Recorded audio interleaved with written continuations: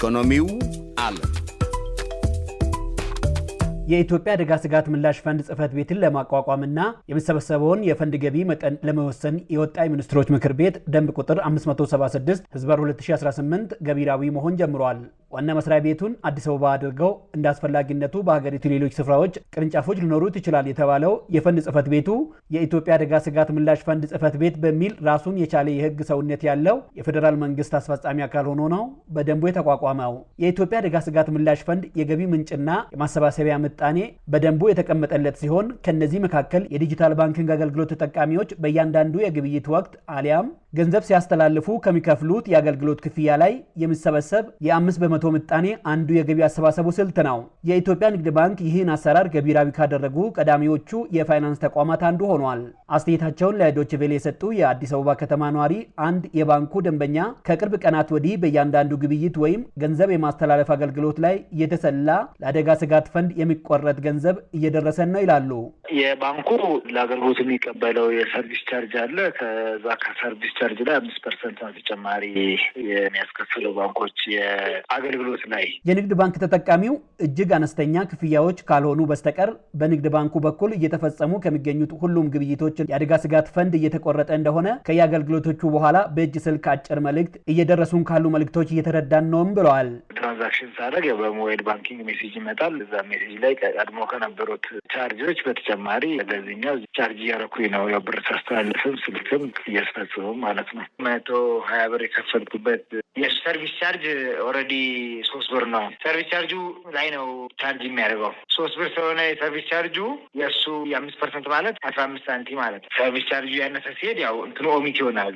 ለምሳሌ ሰርቪስ ቻርጅ በሆነ ትራንዛክሽን ላይ 50 ሳንቲም ነው ሰርቪስ ቻርጁ። የትረስት ፈንዱ 0.03 ሆኖ ገብቷል። አንዳንድ ትራንዛክሽን ላይ አለ፣ አንዳንድ ላይ ደግሞ የለም። ትራንዛክሽን አነስተኛ ሲሆን ደግሞ የሚቆረጠው ሳንቲም 0.00 ምናምን ስለሚሆን መሰለኝ የሚታወቅ። ፓርኪንግ 20 ብር ከፍዬ ነበር አልቆረጠብኝም። 60 ብር ስከፍል ግን 50 ሳንቲም ቆርጫለሁ።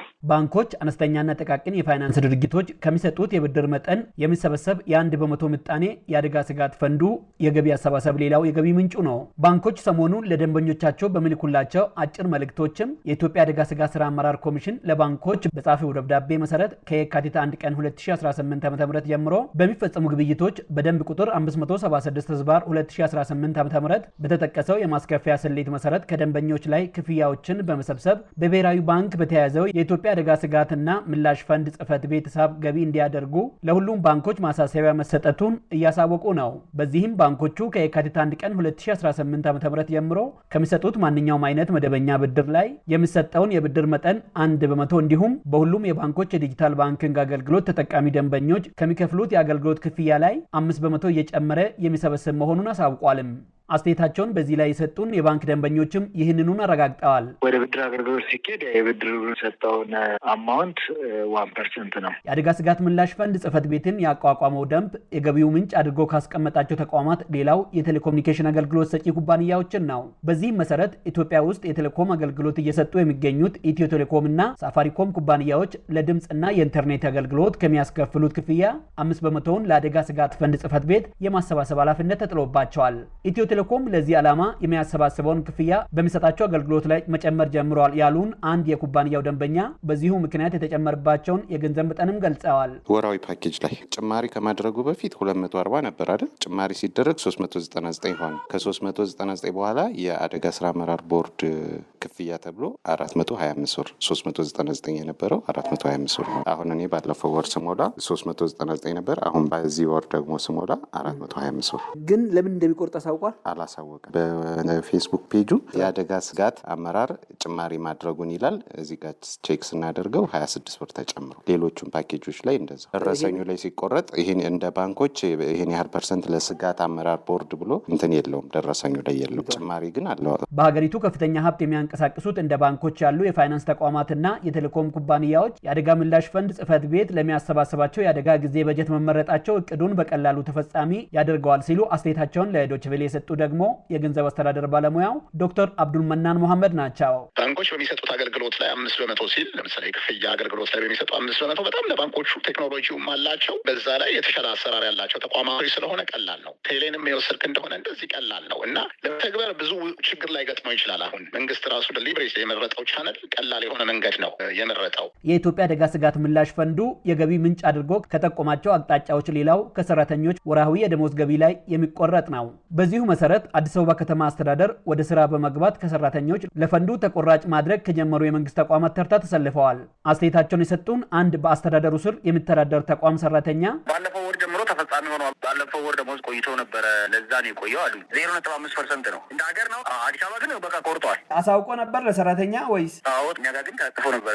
የአደጋ ስጋት ምላሽ ፈንድ በግል ድርጅቶች ላይም ገቢራዊ ሆኖ እንደሆን ጠይቀናል።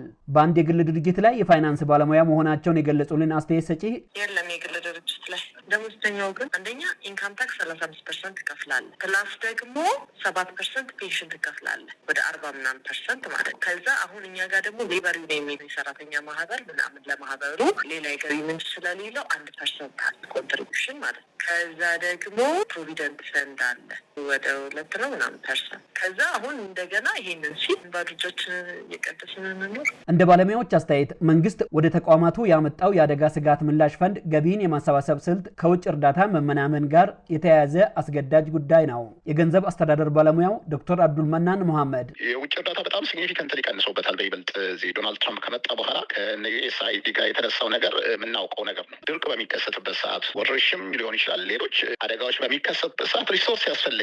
ምንም ጥርጥር የለውም። ሪሶርሱን አሁን ሞቢላይዝ የምታደርግበት ደግሞ ወይ መንግስት አሁን ባለው መልኩ ብሏል እና በቂ ነው አይደለም የሚለው እሱ ሌላ ክርክር ነው እና ሊውል ይችላል ብዬ ነው ማስበው መንግስት ላሰበው አላማ። ሌላው አስተያየት ሰጪ ባለሙያ የኢትዮጵያ ኢኮኖሚክስ ማህበር ተመራማሪ ዶክተር አቡሌ ማህሪ ናቸው። የአደጋ ስጋት ጊዜ ፈንድ ማሰባሰብ እና ራስን አዘጋጅቶ መጠበቅ ከአንድ ሀገር ማህበረሰብ የሚጠበቅ ዋና ቁልፍ ጉዳይ ነው። ዋናው ነገር ሪሶርሱን እንዴት እናሰባስብ የሚለው መሰረታዊ ጉዳይ ነው። ሪሶርሱ የሚሰባሰብበት መንገድ በየሀገራቱ ኮንቴክስት የተለያየ ነው። በየሀገራቱ ነባራዊ ሁኔታ ማለት ነው። አሁን እንደምናውቀው ሀገራችን ውስጥ የማክሮ ኢኮኖሚ ሪፎርሙን ተከትሎ በርካታ የታክስ በርደን በማህበረሰቡ ላይ ያለበት ጊዜ ነው። አሁን ሰዓት ከፍተኛ የሆነ የዋጋ ንረቱም ሲንከባለን የመጣ አሁንም እያደገ ያለ የዋጋ ንረት የሰውን የመግዛት አቅም እያዳከመ ያለበት ጊዜ ነው ያለው። ስለዚህ ይሄ በቀጥታ ያው ማህበረሰቡ ላይ ጫና ያሳድራል ብሎ መውሰድ ይቻላል። የገንዘብ አስተዳደር ባለሙያው ዶክተር አብዱልመናን መሐመድ የአደጋ ስጋት ምላሽ ፈንዱን ለማሰባሰብ ወደ ህብረተሰቡ ለማውረድ የተመረጠው በአሁን ጊዜ መሆን አልነበረበትም በማለት በአስተያየታቸውን አቅፈዋል። ችግሩ የጊዜው ነው። ከአይኤምኤፍ ጋር ተስማምተን ኢኮኖሚክ ሪፎርም ተብሎ ከፍተኛ የሆነ ከሀገር ውስጥ ገቢ መሰብሰብ አለባቸው ተብሎ መንግስት በጣም ተደራራቢ የሆነ ጫናዎችን ህብረተሰቡ ላይ እየጫነ ባለበት ወቅት ከእንደገና ይሄ ተደራቢ ጫና ይዞ መምጣቱ ድርብርብ ጫና በህብረተሰቡ ላይ የሚፈጥር ነው። ምንም ጥርጥር የለው። ታየ ብዙ አቤቱታ ሲሰማ የነበረ ነው። ባለፈው ዓመትና 2 ዓመት መንግስት የሀገር ውስጥ ገቢውን ለመጨመር ብሎ ከብሔራዊ ባንክን ብር ማተብን ትቷል። በዛ ሁኔታ ህብረተሰቡ ላይ ከፍተኛ ጫና አለ። ይሄ ደግሞ ሲጨመርበት የበለጠ ጫና ነው የሚያሳድረው። የምጣኔ ሀብት ባለሙያው ዶክተር አቡሌ ግን ቁጥሩ ያን ያህል ሲግኒፊካንት ሆኖ ግለሰብ ኪስ ውስጥ ገብቶ ይህን ያክል ጉዳት ያመጣል ብለን የምንለው አይደለም። 5% ባለው የሰርቪስ ቻርጅ ላይ ነው የሚሆነው። ዞሮ ዞሮ ግን የአደጋ ጊዜ ፈንድ ማሰባሰብ ለአንድ ሀገር ኢኮኖሚ፣ ለአንድ ሀገር የማህበረሰብ ደህንነት እጅግ ወሳኝ ነው። ምክንያቱም ችግር ሲመጣ ወደ ሌሎች እጅ ከመዘርጋት በራስ አቅም የራስን ችግር ለመዋገድ መቆም አስፈላጊ ስለሆነ ማለት ነው። አስተያየት ሰጪዎቹ ባለሙያዎች በተደጋጋሚ የግብርና ተጨማሪ እሴት ታክስ ክፍያ የሚማረሩት በተለይም ተቀጣሪዎቹን የህብረተሰብ ክፍል ታሳቢ ቢያደርግ ይላሉ።